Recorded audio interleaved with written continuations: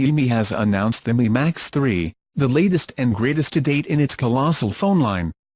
This time, around the screen is 6.9 inches, and Xiaomi is using an 18:9 screen for the first time in the series. The upper and lower frames are present, although they are quite thin in relation to the large extent of the screen. The resolution is 1080p, so you can probably distinguish the pixels, but that's probably not a big concern for users who want something like this as a main video device. Feeding all this is a 5500 mAh battery, which Xiaomi has managed to put in a 7mm thick chassis. The company says you can charge 71% in an hour.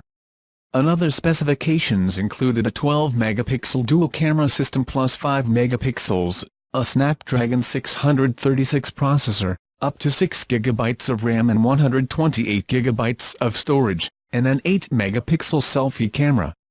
The Mi Max 3 starts at 1,699 yuan $250 for a model with 4 GB of RAM and 64 GB of storage.